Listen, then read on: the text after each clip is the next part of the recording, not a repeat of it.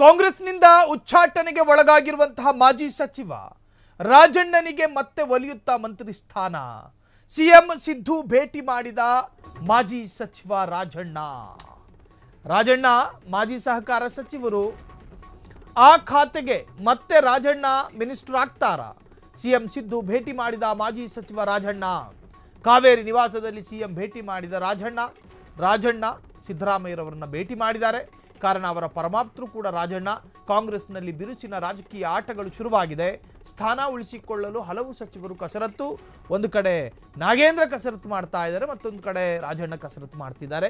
ಇಬ್ಬರೂ ಕೂಡ ಸಿದ್ದರಾಮಯ್ಯನವರ ಪರಮಾಪ್ತರೇ ಆಗಿದ್ದಾರೆ. ಕೆಲವರು ದಿಲ್ಲಿಯಲ್ಲಿ ಬೀಡು ಬಿಟ್ಟಿದ್ರೆ, ಇನ್ನು ಕೆಲವರು ರಾಜ್ಯದಲ್ಲಿ ಸಿದ್ದರಾಮಯ್ಯರ ಹಿಂದುಗಡೆ ಮುಂದುಗಡೆ ಓಡಾಡ್ತಾ ಇದ್ದಾರೆ. ಮತ್ತೆ ಕೆಲವರು ಸಿಎಂ ಮನೆ ಬಾಗಿಲಿಗೆ ಹೋಗ್ತಿದ್ದಾರೆ, ಚರ್ಚೆಗಳನ್ನು ಮಾಡ್ತಾ ಇದ್ದಾರೆ, ಅಭಿಪ್ರಾಯ ಕೇಳ್ತಾ ಇದ್ದಾರೆ, ಸಲಹೆಗಳನ್ನು ಕೊಡ್ತಾ ಇದ್ದಾರೆ ಮತ್ತು ಸಲಹೆಗಳನ್ನು ಪಡೀತಾ ಇದ್ದಾರೆ. ಹಾಗಾದ್ರೆ ಮತ್ತೆ ಒಲಿಯುತ್ತಾ? ಸಿದ್ದರಾಮಯ್ಯನವರ ಕ್ಯಾಬಿನೆಟ್ನಲ್ಲಿ 2 ಸಚಿವ ಸ್ಥಾನಕ್ಕೆ ರಾಜೀನಾಮೆ ಕೊಟ್ಟು ಸಚಿವರು ವಾಪಸ್ ಹೋಗಬೇಕಾದ ಪರಿಸ್ಥಿತಿ ಬಂತು. ಒಂದು, ಬರೋಬ್ಬರಿ 187 ಕೋಟಿಯ ಹಗರಣ, ವಾಲ್ಮೀಕಿ ಹಗರಣ. ಆ ಹಗರಣದಲ್ಲಿ ಒಂದು ಅಧಿಕಾರಿ ಆತ್ಮಹತ್ಯೆ ಮಾಡಿಕೊಂಡು ಡೆತ್ ನೋಟ್ ಅನ್ನು ಬರೆದು ನಾಗೇಂದ್ರರ ಹೆಸರನ್ನು ಪ್ರಸ್ತಾಪಿಸಿ ಸತ್ತ ಪ್ರಕರಣದಲ್ಲಿ ನಾಗೇಂದ್ರ ಅಧಿಕಾರಿಗಳ ವಶಕ್ಕಾದರೂ, ಜೊತೆಗೆ ಪಕ್ಷಕ್ಕೆ ರಾಜೀನಾಮೆ ಕೊಡಬೇಕಾದ ಪರಿಸ್ಥಿತಿ ಬಂತು.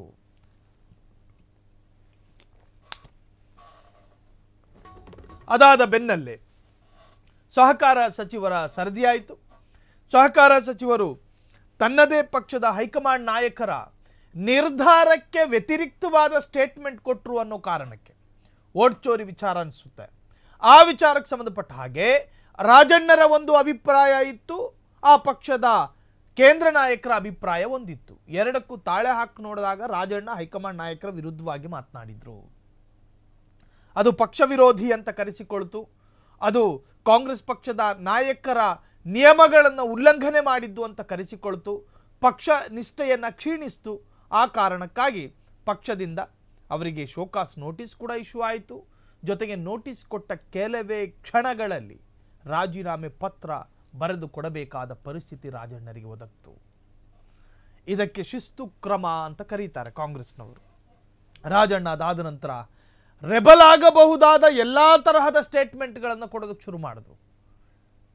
ತುಮಕೂರು ಭಾಗದ ಹಿಂದುತ್ವ ನಾಯಕರ ಭೇಟಿ ಮಾಡೋದಕ್ಕೆ ಶುರು ಮಾಡಿದ್ರು. ಬಿಜೆಪಿ ಮುಖಂಡರನ್ನ ಹೊಗಳೋದಕ್ಕೆ ಶುರು ಮಾಡಿದ್ರು. ಕಾಂಗ್ರೆಸ್ ಫ್ಲಾಗ್ಗಳನ್ನು ತನ್ನ ಬೈಕ್ ಜಾಥಾಗಳಲ್ಲಿ ಅಳವಡಿಸದೆ ರ್ಯಾಲಿ ಮಾಡೋದಕ್ಕೆ ಶುರು ಮಾಡಿದ್ರು. ಸಿದ್ದರಾಮಯ್ಯರನ್ನ ಹೊರತುಪಡಿಸಿ ಇನ್ನುಳಿದವರೆಲ್ಲರನ್ನೂ ಕೂಡ ಟೀಕೆ ಮಾಡೋದಕ್ಕೆ ಶುರು ಮಾಡಿದ್ರು. ಕಾಂಗ್ರೆಸ್ಸಿಗೆ ನಿರ್ಣಾಯಕ ಸಮುದಾಯ ಅಂತ ಕರೆಸಿಕೊಳ್ಳುವ ಈ ರಾಜ್ಯದ ಮೈನಾರಿಟಿ ಅಲ್ಪಸಂಖ್ಯಾತ ಸಮುದಾಯ ಬಿಜೆಪಿಯನ್ನ ಸೋಲಿಸೋದಕ್ಕೆ ಮಾತ್ರ ಕಾಂಗ್ರೆಸ್ಸಿಗೆ ವೋಟ್ ಹಾಕೋದು. ಕಾಂಗ್ರೆಸ್ಸಿನ ಮೇಲೆ ಪ್ರೇಮ ಅಲ್ಪಸಂಖ್ಯಾತ ಸಮುದಾಯಕ್ಕಿಲ್ಲ ಅಂತೇಳಿ ಬಹಿರಂಗ ಖಾಸಗಿ ಸುದ್ದಿವಾಹಿನಿಯ ಸಂದರ್ಶನದಲ್ಲಿ ಹೇಳಿಕೆ ಕೊಟ್ಟರು.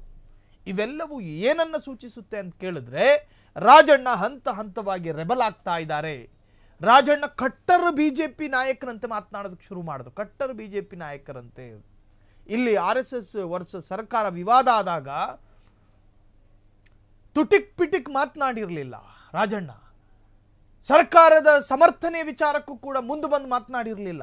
ಆಗಲೂ ರಾಜಣ್ಣ ಹೇಳಿದ್ದೇನು ಅಂದ್ರೆ, ರಸ್ತೆ ಬದಿಯಲ್ಲಿ ನಮಾಜ್ ಮಾಡೋದಕ್ಕಿಲ್ಲದೆ ಇರೋ ಪರ್ಮಿಷನ್ RSSನ, ನೋಡಿ ನಮಾಜ್ ಮಾಡೋದು ತಪ್ಪೋ ಸರಿನೋ, ಆದರೆ ಕಾಂಗ್ರೆಸ್ ಪಕ್ಷದ ನಾಯಕನಾಗಿ ಮಾತನಾಡಿರಲಿಲ್ಲ ಅವತ್ತು. ಅವರು ಬಿಜೆಪಿ ಬೆಂಬಲಿತನಾಗಿ ಮಾತನಾಡಿದ್ರು. ಇವೆಲ್ಲವೂ ಏನನ್ನ ಸೂಚಿಸುತ್ತೆ?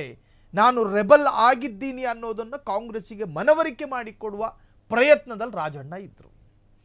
ಹಿಂಗೆಲ್ಲ ವ್ಯಕ್ತವಾದ ನಂತರವೂ ಕಾಂಗ್ರೆಸ್ ಮತ್ತೆ ಅವರಿಗೆ ಮಿನಿಸ್ಟರ್ ಗಿರಿಯನ್ನು ಕೊಡುತ್ತಾ?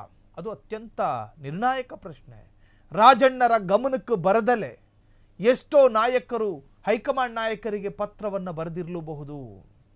ರಾಜಣ್ಣರ ಗಮನಕ್ಕೆ ಹೋಗದೆ ಅದೆಷ್ಟೋ ಕಾಂಗ್ರೆಸ್ಸಿನ ಮುಖಂಡರುಗಳು ಈ ವಿಚಾರದಲ್ಲಿ ತಕರಾರು ಎತ್ತಲೂಬಹುದು.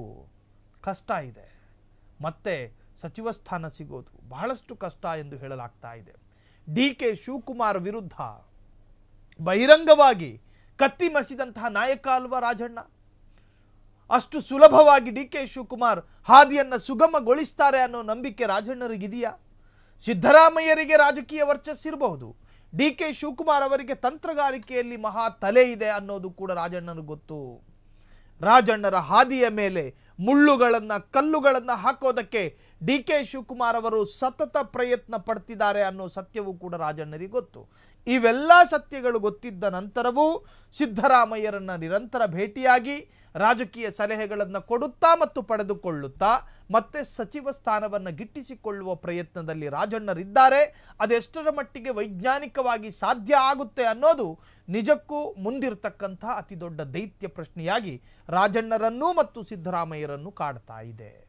ಕ್ಷಣ ಕ್ಷಣದ ಸುದ್ದಿಗಳಿಗಾಗಿ ಫ್ರೀಡಂ ಟಿವಿ ಸಬ್ಸ್ಕ್ರೈಬ್ ಮಾಡಿ, ಲೈಕ್ ಮಾಡಿ ಹಾಗೂ ಫಾಲೋ ಮಾಡಿ.